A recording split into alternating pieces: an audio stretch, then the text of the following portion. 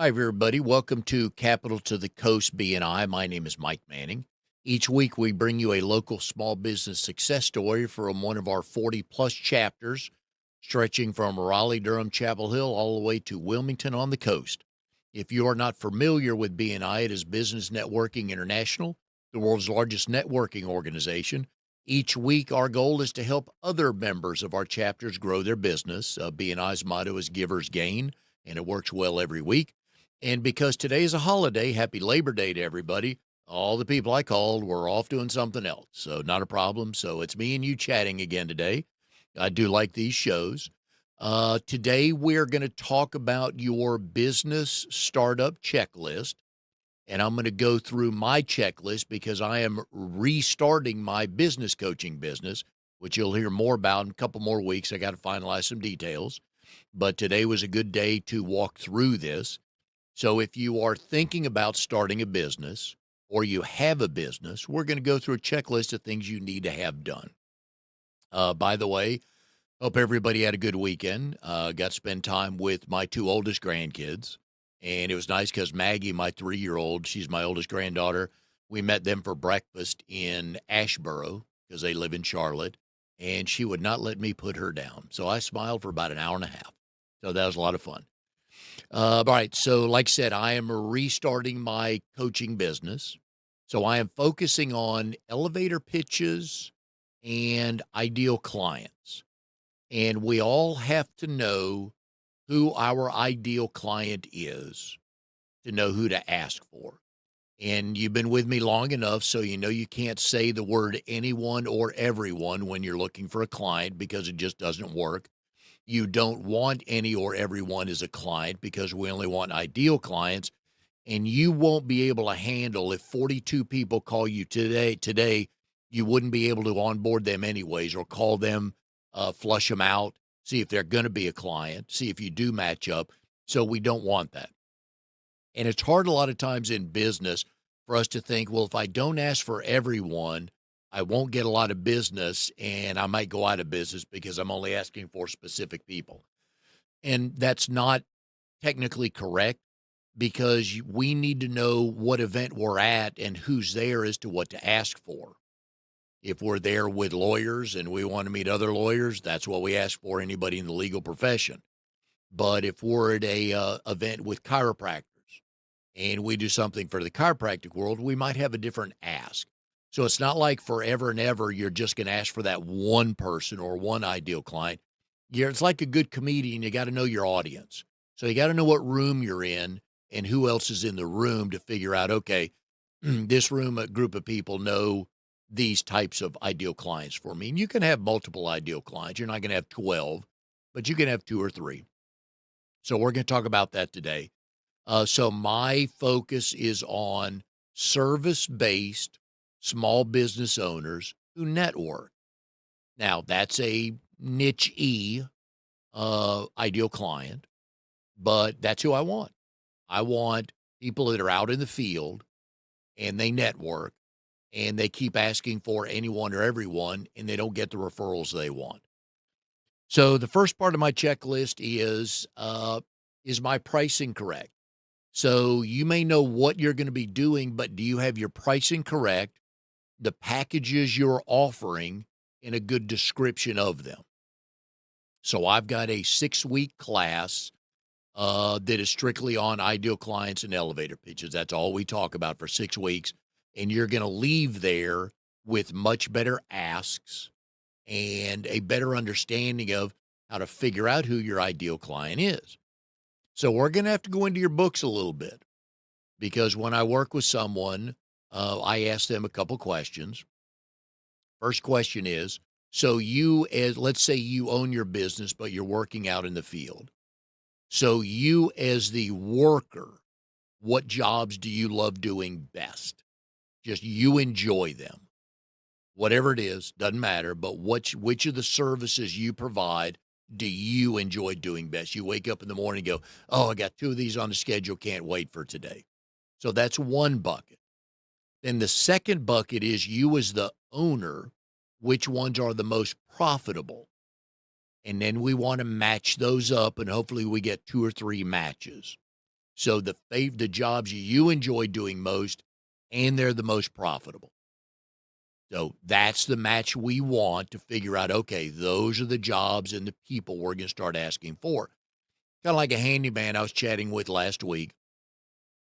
Hanging a 60-inch flat screen TV, not a good margin on that. He's got to drive 20 minutes to somebody's house, takes him 2 hours to do it, and it's just not a high-ticket item. So I asked him, what are your high-ticket items, and which ones do you enjoy doing? He said he loves replacing drywall. Somebody's adding something or replacing something. So that's a good margin job. And so we talked that through. Took us about 20 to 25 minutes to get there, but we got there. So that's what this does. And then we also have to figure out the 3 or 4 job services you don't like doing. And the other bucket is the 3 or 4 jobs, services that aren't valuable to your bottom line. And let's match those up and move those way down the list. Now, if you're not busy one day and you get that call, of course you're going to go do it. It's like a painter. You want to get jobs where you paint the whole house. So you're not asking for one-room jobs anymore. Those people will find you. And your inner circle knows, oh, yeah, that's right. Call Mike. They do painting. I know he does single rooms as well. So you're going to schedule that on a day where you're not busy. So those calls are still going to come in, but we're going to ask for the whole houses. So we want to make sure our services and packages are correct, they're priced correctly, and we can explain who they are best for.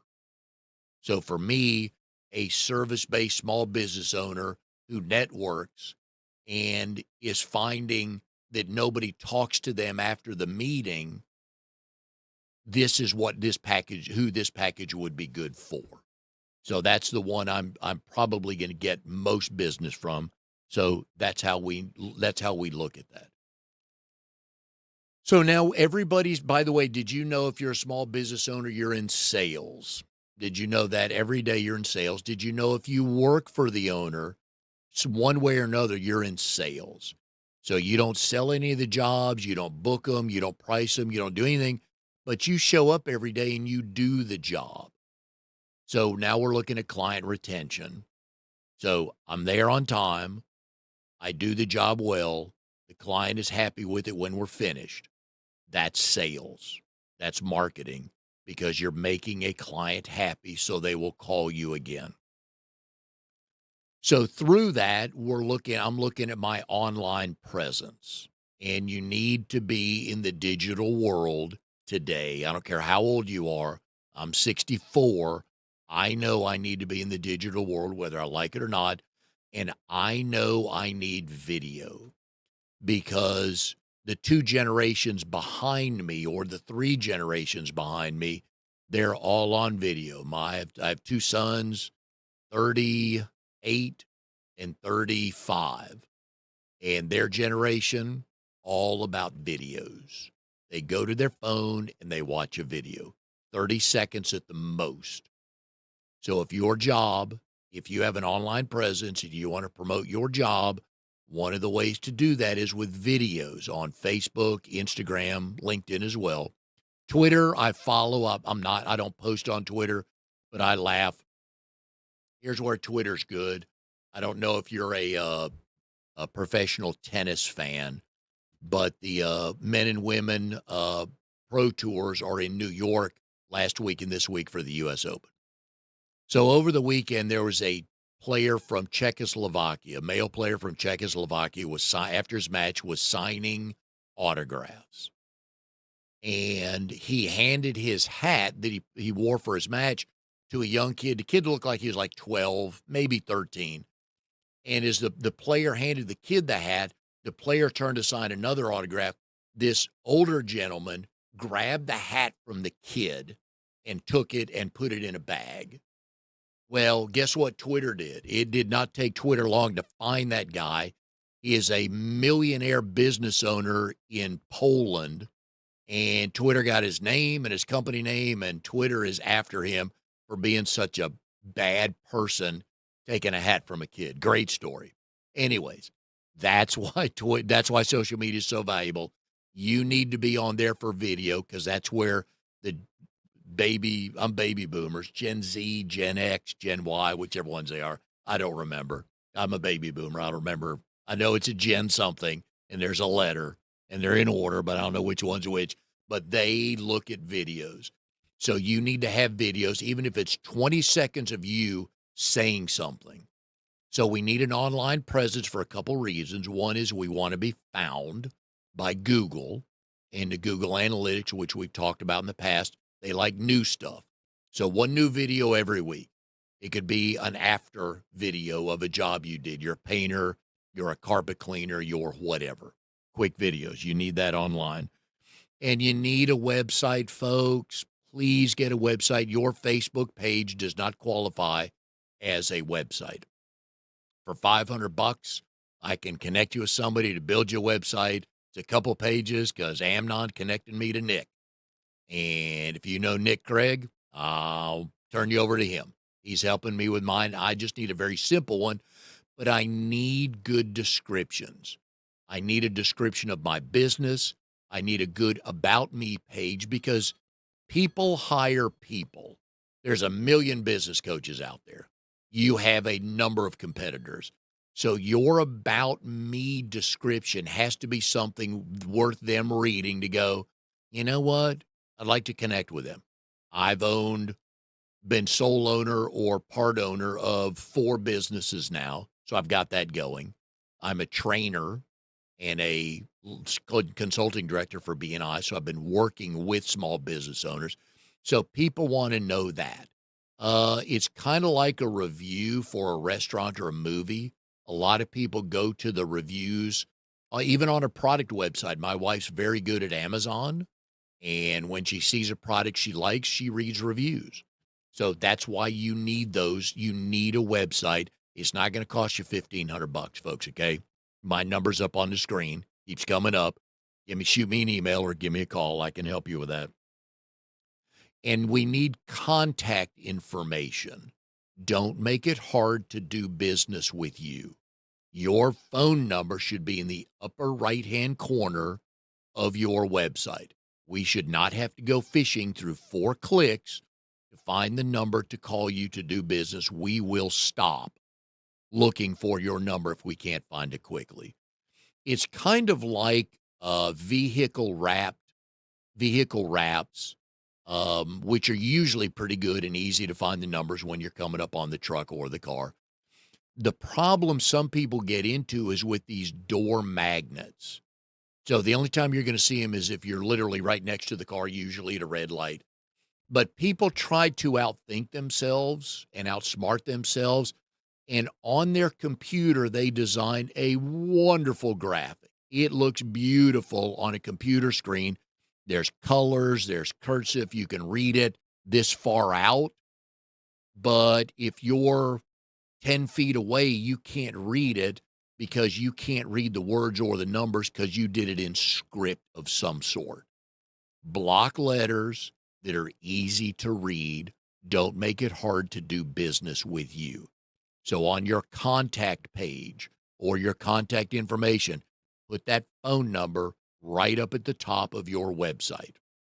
So people don't have to, they're not going to chase you very long before they go look for somebody else. If they don't know you, but your name came up and they got to chase you through 3 pages, not everybody's going to stay. So keep that in mind as well.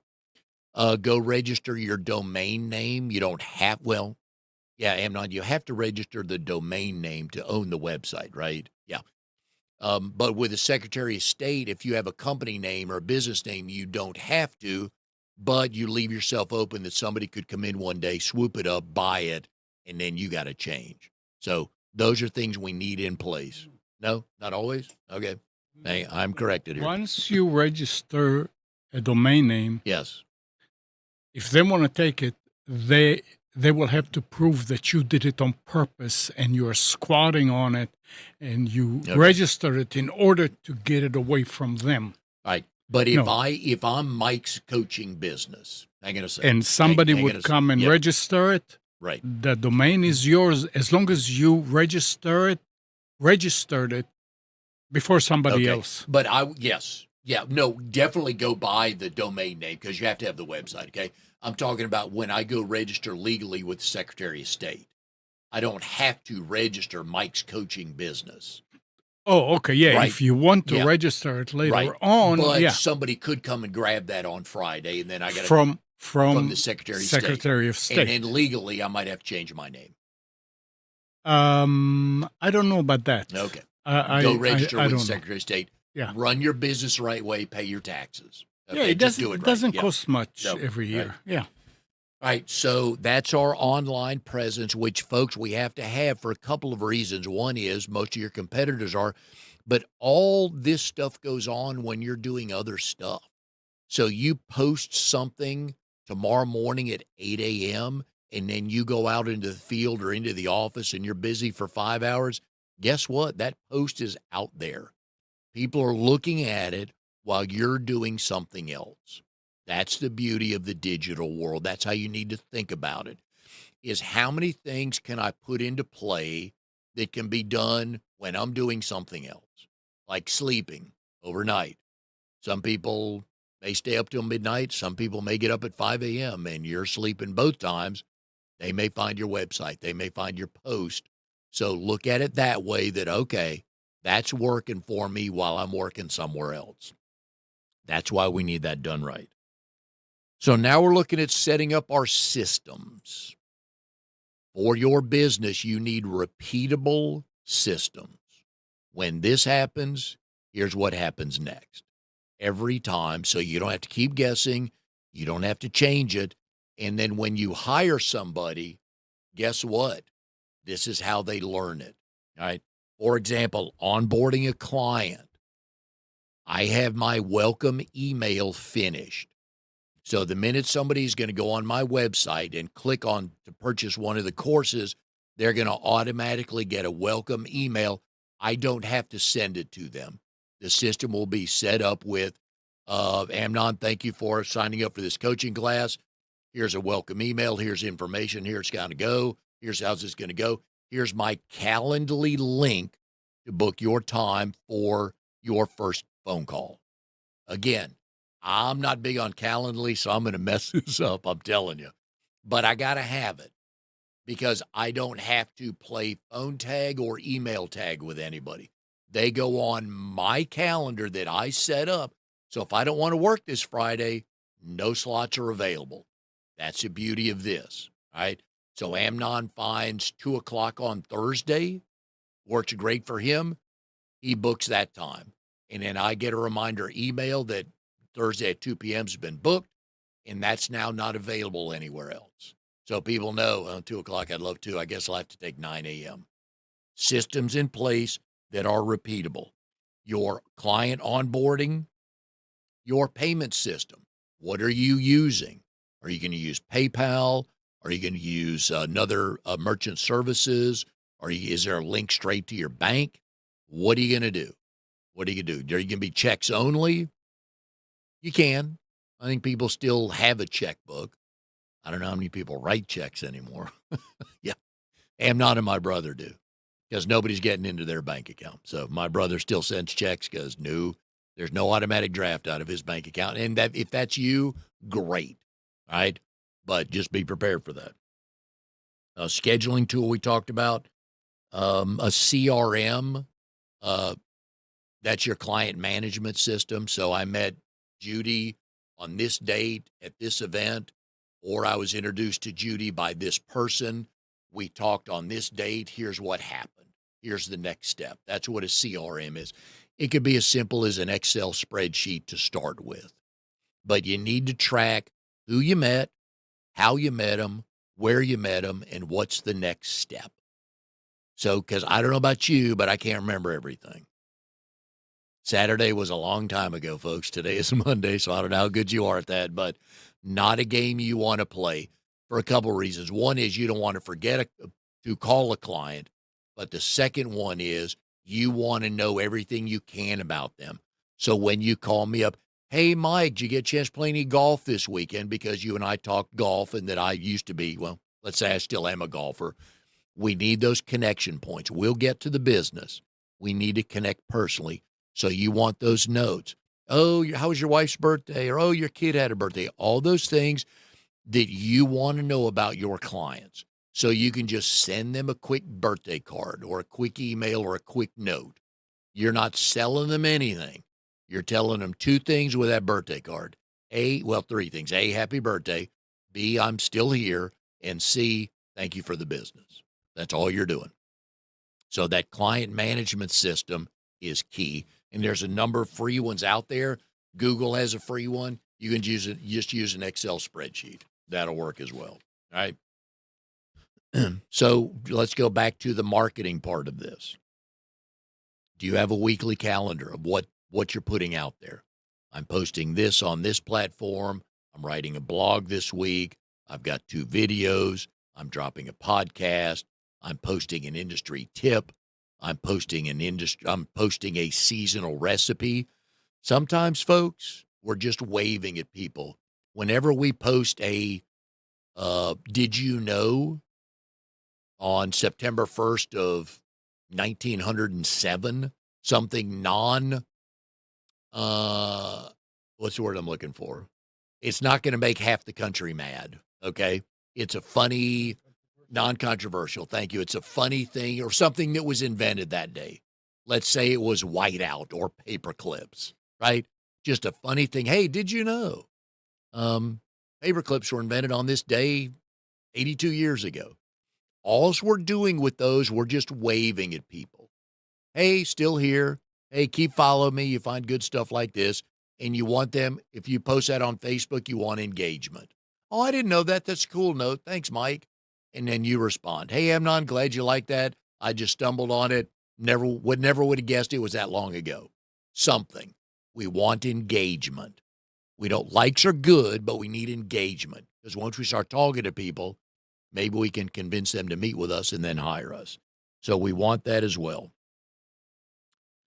So do you have the week you're going to launch? Do you know what week you're launching your business? Do you have a countdown leading up to that? You have a 30-day out. Here's what I need done. You need to have 60-day out. You have that done. All right. Here's some of the things that can go on your list.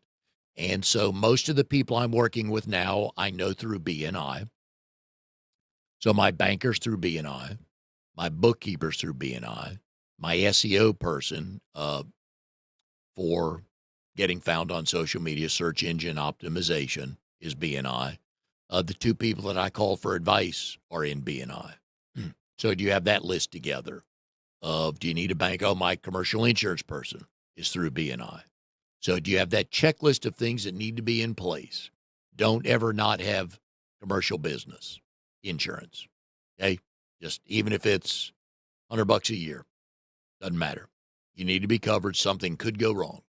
Talk to your insurance person about what else you need, how else you need to cover your business to make sure your personal life is covered. Because remember, if your business runs out of money, they come after your personal assets, right? So we need to do that.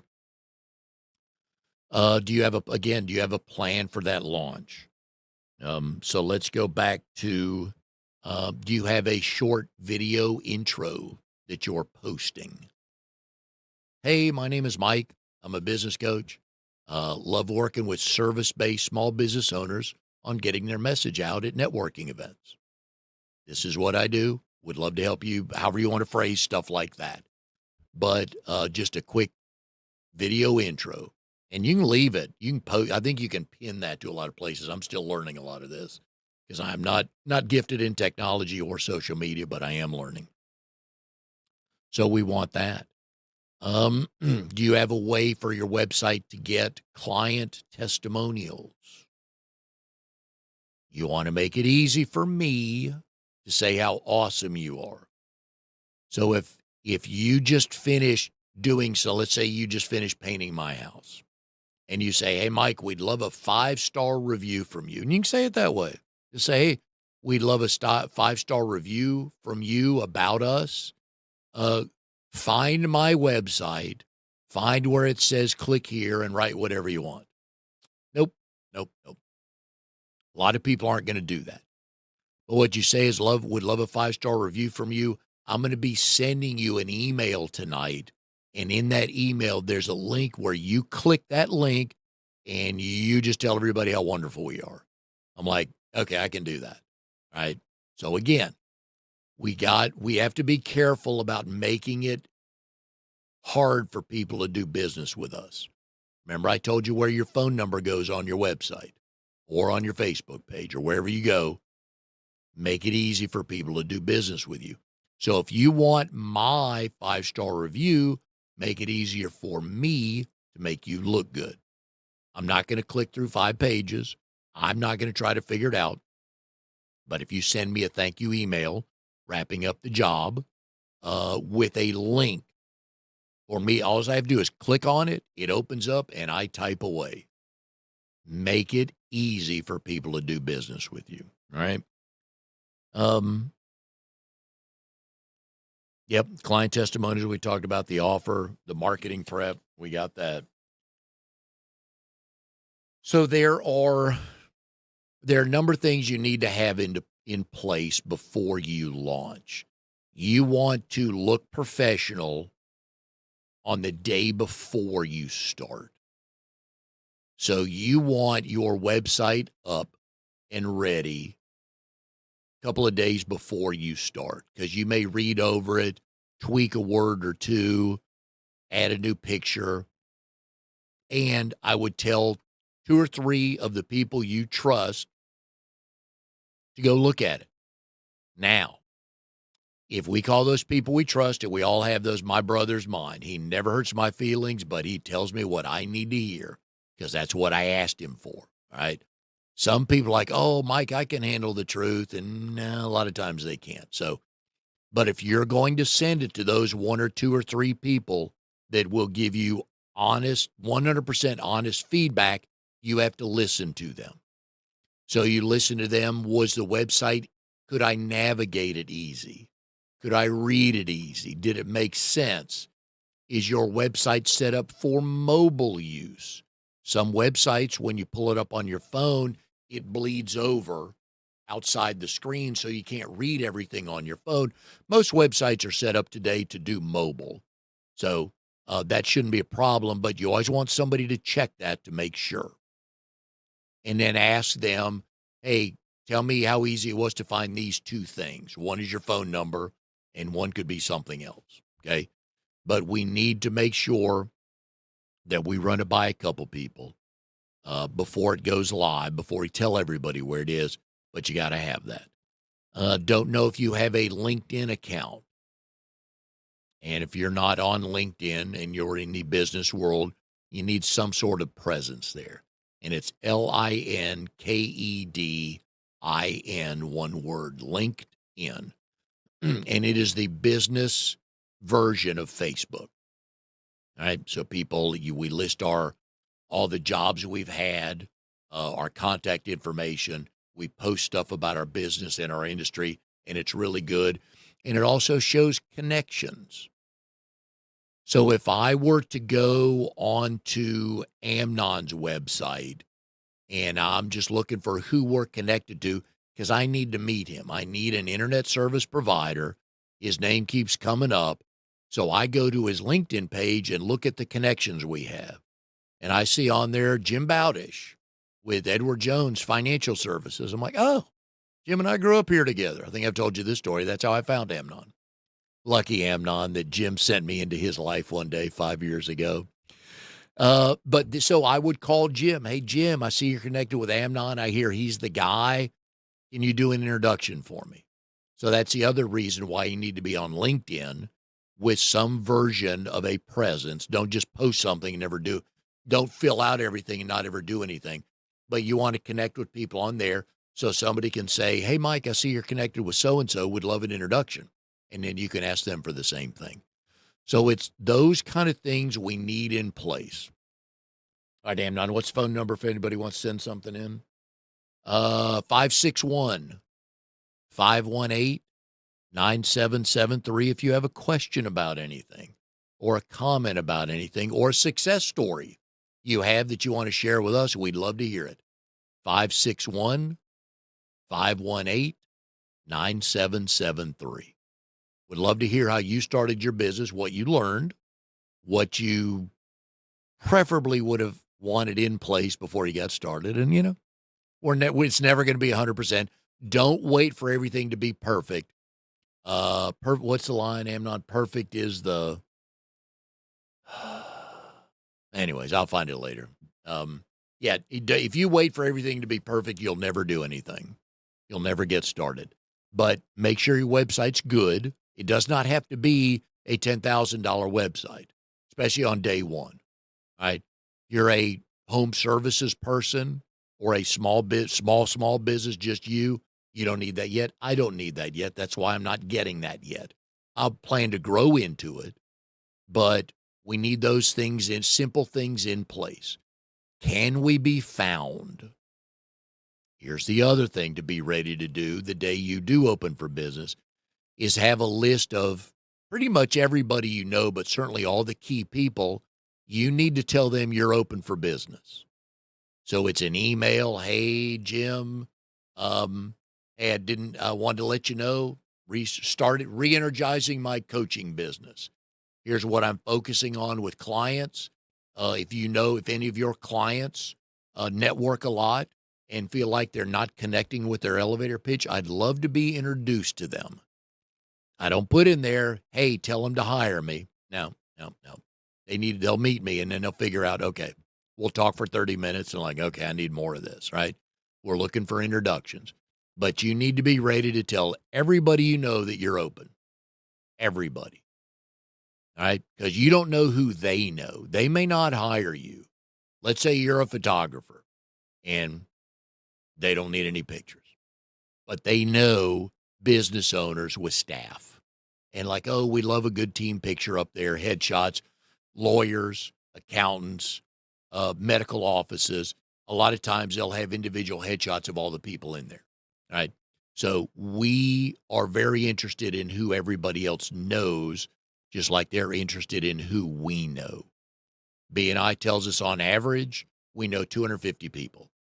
So of your 20 closest people, do the math, that's 5,000. You're not going to meet all 5,000, but you don't want to meet all 5,000. You want to meet the key people they know. You want to meet all the property managers they know, or all the photographers, or all the dentists. It doesn't matter who. That's up to you. But that's what we want to do. So we need to have that list of people that we're sending an email to, A, to let them know we're open for business, but B, how they can refer us to the people they know that they think we could help. So again, I have a template or an email that I will be sending to my connections that says, if you know of anybody that is struggling with their networking, would love an introduction to them, and here's an email you can send to them that explains basically who I am. And if they want to put in their words on it as well, great. But again, let's make it as easy as we can for people to find us and to refer us. So if I'm like, hey, Amnon, I'm doing this. If you know anybody, tell them to call me. Not healthy, because Amnon in about an hour is going to be involved in 9 more things than he is right now. Right? So we want to make it easy for people to help us. So a lot of times you need to hand people the stuff. Here's an email. If you know of somebody that's struggling with networking and they're just not connecting, they've told you that I don't know what to say when I go to these networking events. I don't want to brag. Or they talk about the 17 things they do instead of one thing they do. All right. So that's the other thing. But write the email that way. If you know somebody just bought a house and they want to repaint it, love the house, just don't like the paint on the outside, would love an introduction if you'll share this email with them. That's what we're looking for, okay? Because there's people you'll do it for, so you have people that'll do it for you. But we got to have those things in order. We got to have our systems in order. We got to have the way we tell people what we're doing in order. And we've got to have a social media plan. So when you start, you post 3 times a week on Facebook, twice on LinkedIn, whatever it is. Twice on Instagram, although Facebook is connected with Instagram. So if you post it on one, it automatically goes to the other. But we need things like that. All right. So anything you want to add? Did I hit all the hot spots? What did you have in place when you first started way back when? There was no internet then. Then how'd you tell people you're open for business? Flyers and parking lots. Yeah. And you're right. I mean, you tell your friends, hey, Yep. I'm open for business. Tell everybody you know, family, friends, neighbors, anything. And you're always saying, if you know someone that you think I could help, I would love an introduction. Do not ever tell people to hire you. Right? No. They'll make that decision. You just want to get the word out that you want to meet people that are struggling with whatever it is.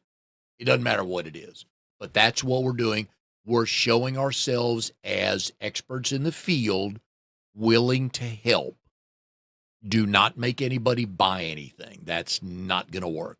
I don't know about you guys, but when somebody knocks on my front door on the weekend, yeah, I'm probably not answering. I have a couple neighbors that would text me if they were coming over. Family would text me if they're coming over. And then when I open the door, I'm not buying. I don't know about you, but I don't buy anything on my front porch except Girl Scout cookies. I'll do those. The coconut. Yeah, they keep changing names. My wife loves Thin Mints. By the way, Thin Mints out of the fridge, very tasty. I'll buy Girl Scout cookies on the front porch, but nothing else. If you have something I'm interested in, I'll ask you to leave me information. I'll make the decision. You're not going to make the decision here for me, right? So don't ever tell somebody, hey, call your 10 friends and tell them to hire me. Nope. You're looking for an introduction. You'll sell yourself because you're going to ask them, hey, Mike, so what, Amnon, I'm glad Amnon introduced us. Tell me about your business. And you're going to find out a little bit about my business. Say, well, how do you think I could help? Or why do you struggle at networking events? And we're going to get into a conversation. We'll get to the business, but we got to connect. So if I meet you and you hand me a flyer with all the services you provide, and that's the second thing out of your mouth, with me as a consumer, it's not going to go well. Okay. I need a little bit more talking, a little chat, see if you have what I need. You may think you do, but you don't know if one of your solutions is for me because you haven't asked me yet. So we're looking for introductions. So in our emails, in our phone calls, hey, Mike or Amnon or Jim or whoever, if you've got any clients or friends that are struggling with this or have mentioned to you they're looking for this, I would love an introduction. That's all we're asking for. Now, our good friends are going to do their absolute best to make sure that introduction happens because they're going to call the person you want to meet and say, hey, I know you network a lot. Mike's really good at this. I need you two to talk. Depending on how well you know the other person, you can make them talk. We all got those friends. You're going to talk to so-and-so. And you got something very important in your email. Yes. At the bottom, you have your picture. Yes. I do. Oh, on the you. Website. Yep. Okay, go ahead. Yep. Thank you. So let's talk professional headshots. All right. Your professional headshot is not your dog in your Jeep on the beach. That's a Facebook picture on your personal page that has nothing to do with your profession. I'm going to scroll right past that because I want to know who I'm talking to. Mm-hmm. So on the signature part of my email is my headshot, and it looks just like this. Some people have a picture from 20 years ago. No. I was meeting with someone on Zoom one day who I'd never met before, and I went to their LinkedIn page and their company website. I saw the pictures, like, okay, that's who I'm talking to. This person showed up. I'm telling you, that picture was 20 years ago. And they logged on. I'm like, oh, okay. They said, hi, Mike, how are you? I was like, okay, I guess that's who I'm talking to. If you're going to meet me somewhere, if I'm going to meet you somewhere, I want to know who I'm looking for. If you have gray hair, I better not see a picture of you with black hair because I probably would not make the connection. Okay? Hey, thank you. A very professional. And it's a lot easier to recognize. I mean, okay, I'll be sitting in the corner, Yep. No. Yep. Here's gray hair, gray beard, glasses. A lot of times I'll tell them what I'm wearing. I'm gray vest with a dress shirt. green golf shirt. I'll tell them that. But your picture has to look like you mean business. Mm-hmm. If it's a picture like that's not that doesn't tell me you mean business, right? Those pictures are for your personal Facebook page, not for your professional business page. So make sure you have the same picture everywhere of you looking like you're buttoned up. Good. Thank Yeah. you for that. I forgot all about that. Yeah. It's those little things. When I go, if I Google 3 internet service providers and I see no picture, no description, and I see another picture with a dog in a Jeep on the beach. And by the way, folks, I've seen that before. That's why I use that as an example. I've seen it and I did nothing with it. And then I get to Amnon's site. Here's a professional headshot. Here's a very good description about what he does, how long he's been doing it, a couple of clients maybe he mentions, like, because the whole point of that exercise is who's going to get the first call. Now, I don't know if you don't know what Amnon charges, you don't know what you expect to pay. All right, we'll figure that out. But who's going to get the first call? So is your online presence set up where you get the first call? So these rainbow pictures, these pictures of your dogs, pictures of your kids, nope, and no. Now what I'm hiring, not hiring your kids, not hiring your dog.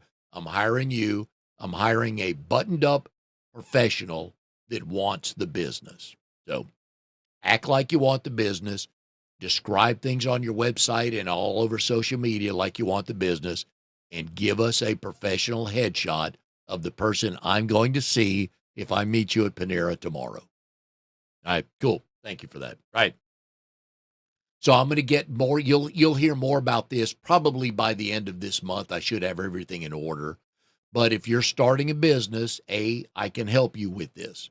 If you are struggling with your elevator pitch, which a lot of us do, when my brother and I, what got me into BNI, my brother and I had a commercial cleaning business, and for 4 months, I stood up every week, Wednesday at 11:35 at Lynn Road Brewery, Linwood Restaurant. Okay, that's where this first chapter met. And I proudly stood up and said, we can clean any office in the triangle. And that now actually was a lie.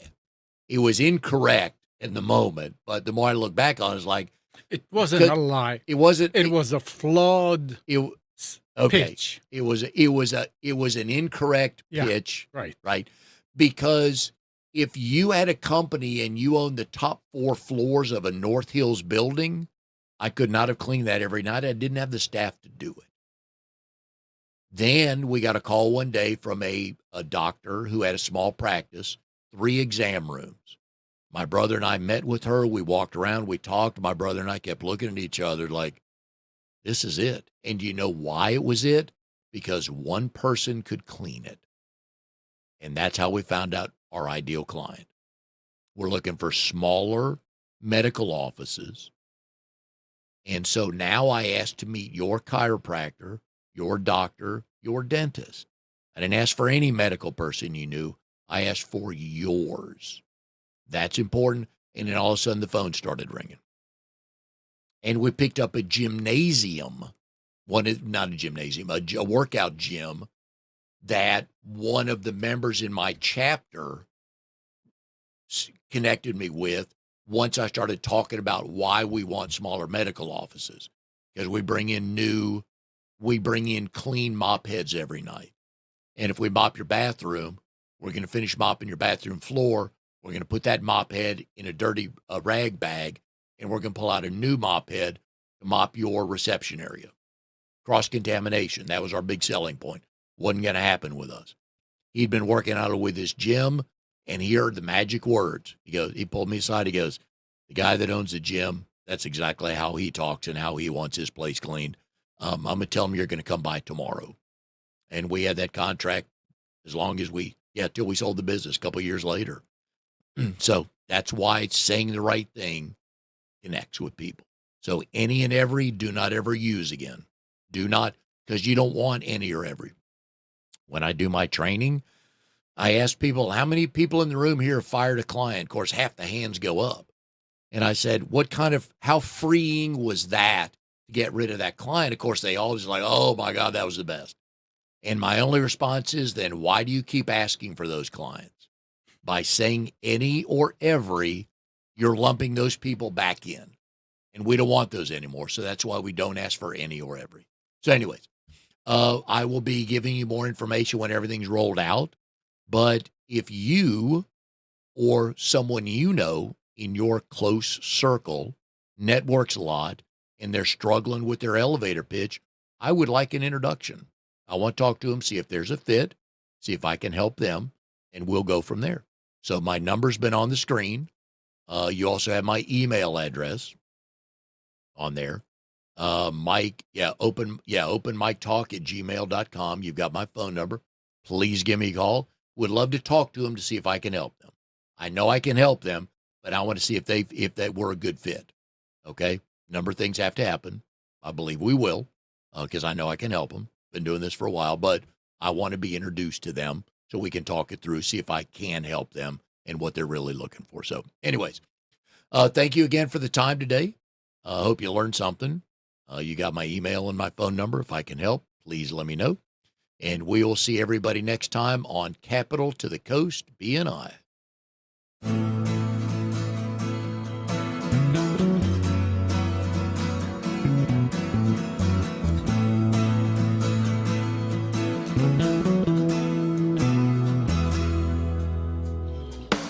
You are tuned to the Nissan Communications Network.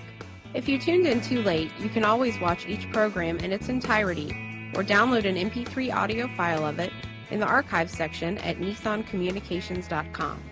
Don't forget to subscribe to our YouTube channel, follow us on Twitter, and like us on Facebook. Sponsored by StreamingGear.com and DeltaForce.net.